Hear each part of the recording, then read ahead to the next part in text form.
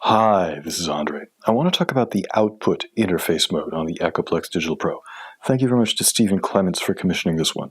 We've been talking about interface modes in the last several videos. They are accessed through the loop delay parameter on the bottom row under the record column. By default, you have 1, 2, 3, 4 interface modes. That's if you don't have anything plugged into the feedback pedal jack in the back of the EDP. Now we're going to plug a feedback pedal into the EDP. Technically, it's a volume pedal, a passive volume pedal. Now we have the pedal connected, and now we have 8 interface modes. So we have loop, delay, expert, stutter. Now we have an extra 4 that are only available if you have something plugged into the pedal jack, which is output, input, replace, and flip. We're going to talk about the output interface mode. Output controls the output of the loop, which is not the same as the output of your input instrument. Sounds more complicated than it is, so I'm going to play some notes. Alright, so that's my loop. Now I'm noodling over the top.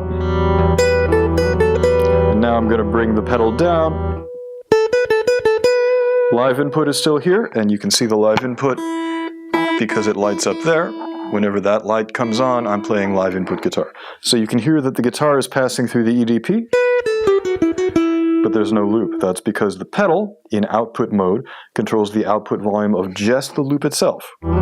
So there it is, and as I bring it down, you can hear it's getting quieter, like so. And again, this is independent of the live input, so I'm going to keep playing.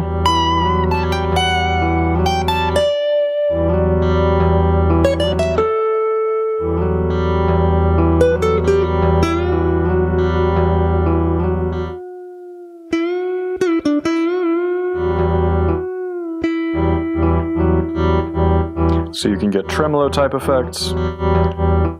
If you're the kind of person who likes to use feedback to fade out a loop when you're done with it, you can actually get a much faster result by using volume. With feedback, you have to wait until each subsequent repetition of the loop for the old layers to die down. But if you're using output, you get an immediate reaction.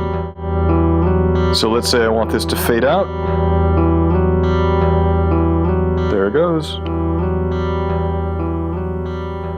And it's gone.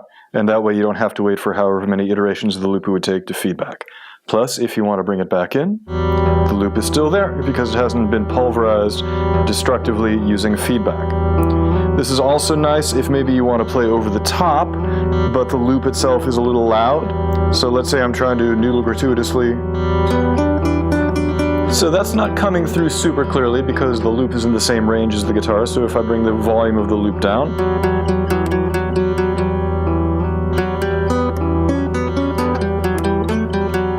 that's better.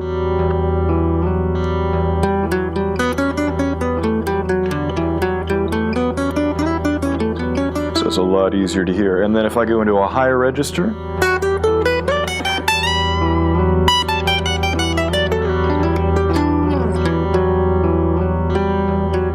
and then if I'm back in the same register as the loop, I can bring the volume down to compensate for it. Another thing that's fun, although a little scary, is I'm going to record a new loop from scratch. Right now, the pedal is all the way back, which means that the output level of the loop is all the way down. So what I'm going to do now is play stuff. I'm overdubbing, but I'm not hearing the loop because the loop output volume is all the way down. So I actually have no idea what this is going to sound like, but I am looping, and I am building up a loop. I just can't hear what it is. So I'm going to do this a little more.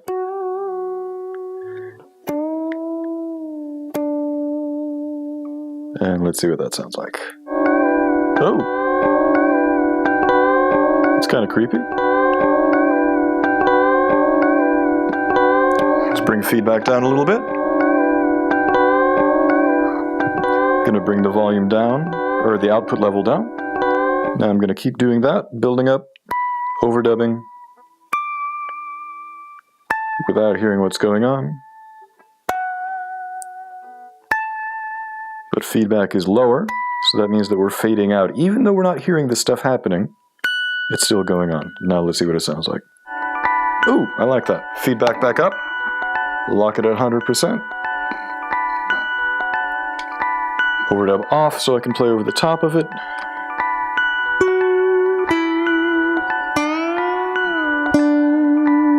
And then if I feel like the loop is getting in the way of my gratuitous noodling, well, let's face it, the loop always gets in the way of the gratuitous noodling, I can bring the volume down.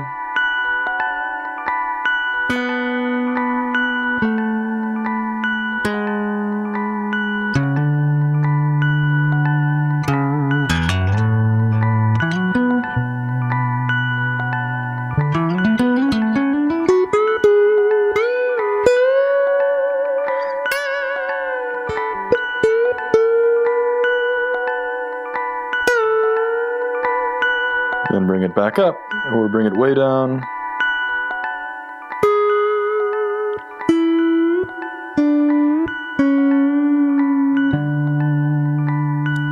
Could do a fade out all the way. And if I decide that I want to fake everybody out, it's back there. So that's a quick look at the output interface mode. It lets you regulate the output level of just the loop itself using a passive volume pedal plugged into the rear panel feedback jack. Aside from that, functionally, the output mode is the same as the loop interface mode, which is the default setting.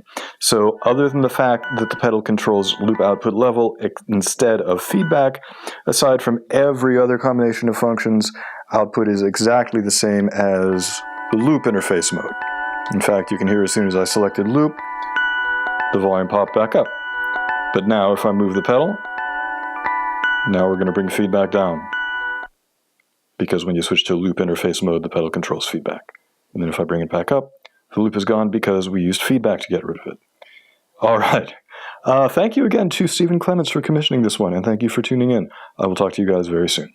Bye-bye.